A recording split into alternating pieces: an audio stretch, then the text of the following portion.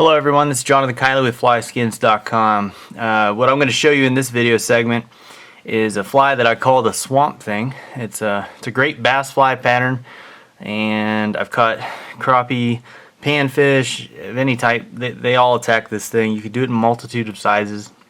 Today I'm going to do a large version of it in a 2/0. However, I have tied these all the way up to a 4/0, especially in this new hook Umpqua has, which is a bass and saltwater hook here. It's a U506, and it's got a 60-degree bend in it, kind of like a jig hook, and it's kind of nice. Puts the worm or the swamp thing fly in an upright position as you're dragging it on the bottom. Another thing that I'm going to use is the spiked slow Rolla tail. This is carried by Hairline now. Something came up with, and this one's purple. It's got a little translucent to it. This is the largest tail. It's recommended to tie on a 1/0 hook or up, or it just depends on the application that you're going to tie it on for the most part.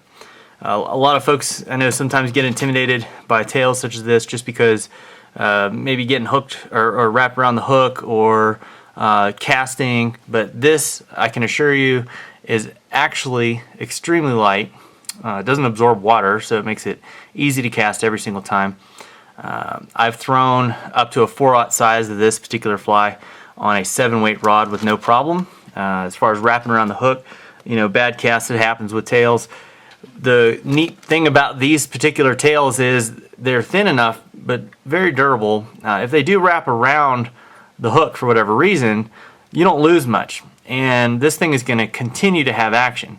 It's the best thing you can get as far as simulating worm fishing, essentially, with a fly rod for bass.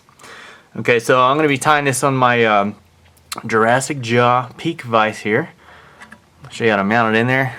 Slide your hook in, and then tighten this knob up.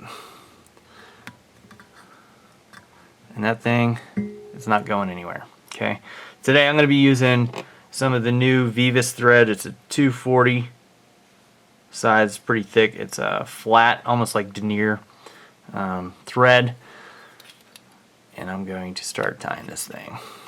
I'm using pink today. I'm going to tie a purple swamp thing, and I'm going to throw on some of these new lead eyes from Hairline as well. It's got the double pupil. I think they look pretty sick on this fly. I'm going to tie it right here behind the eyelet. This is going to help assist it sit upright, especially every time you strip it in. You can use a lot of tension with this thread. If you get a good bobbin, you don't have to worry about it shredding or anything. I'm going to advance my thread right up here. And then what I'm going to do is I'm going to take my spiked slow Rolla tail. I'm going to tie it in right at the tie-in point.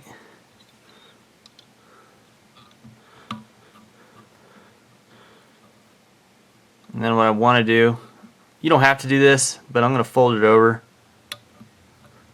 Just peace of mind.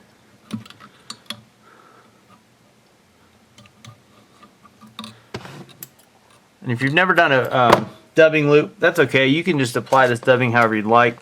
But I'm going to show you how to do a dubbing loop. And I'm going to actually use Senya's Fusion Dub Electric Grape. It looks great with this particular fly. I really like it. It has reds and blues, and it gives a lot of depth. And it kind of goes along well with this translucent tail here. So do a dubbing loop.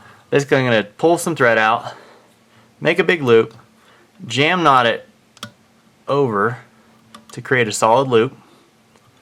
I'm going to take my spinning tool here, or dubbing loop tool, hook it on, and then just let it sit. I'm going to take my Fusion Dub, and all I want to do for this particular fly is I want to dub just halfway down the shank of the hook.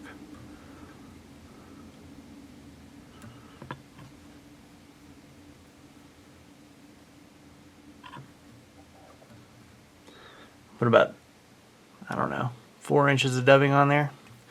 I'm going to spin it. One technique I like to do before I palmer it around the shank of the hook is actually brush it out with some Velcro. Fluff it up again. That's kind of what I'm going for on this fly. It's real buggy. And then I've created a nice body there.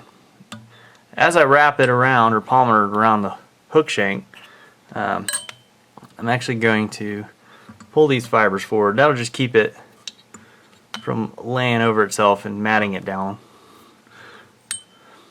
So this will take me about halfway down the shank of the hook here. Take my thread, tie it off.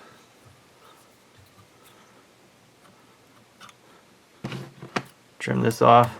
I'm going to go back in again and I'm going to brush it out again. I want it nice and fluffy.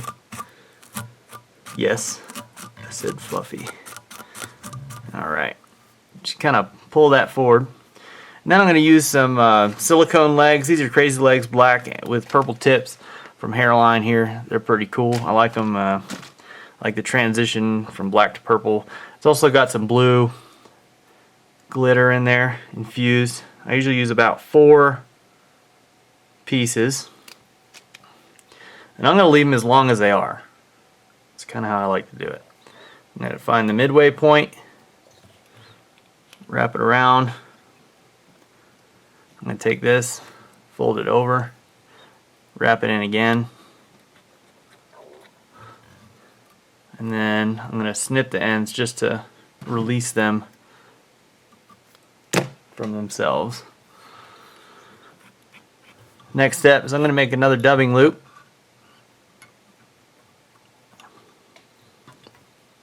Take my dubbing tool, throw in about the same amount of dubbing.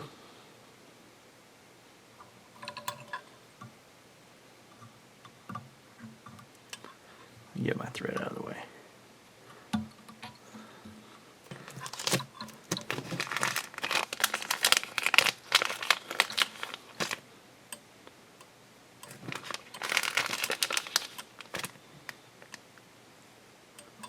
What I like to do with almost every fly, especially flies are going to take a beating like this one, is I like to add a little super glue to the dumbbell eyes. Just a little bit. Helps secure it in place. Let's spin this.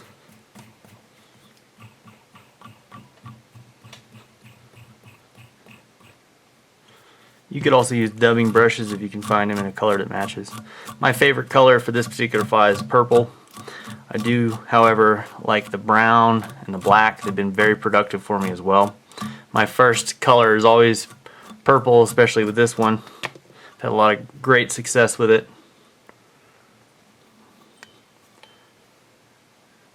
Wrap this around.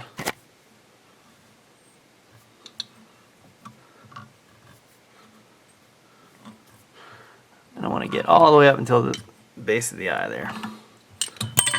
Whoops, no big deal. Alright, take my thread, wrap it around here, secure this in place.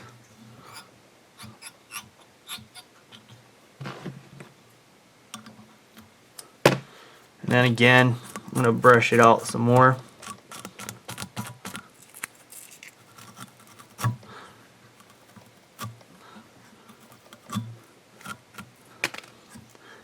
And then I'm going to whip finish. I'm going to get right on the other side here.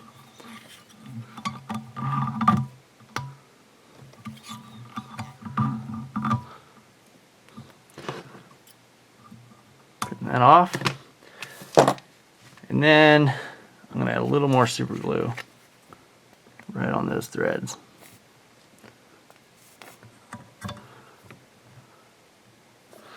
Alright, and that is the Swamp Thing. It's pretty gnarly. I'll show you a full picture view here in a second. It's a great fly for bass and among other aggressive warm water fish. Thanks for watching. If you need any more information, This video will be posted on flyskins.com through YouTube. You can just type in the search area on YouTube and type in fly skins. All the videos that I've made will come up on that as well. Thank you. Bye.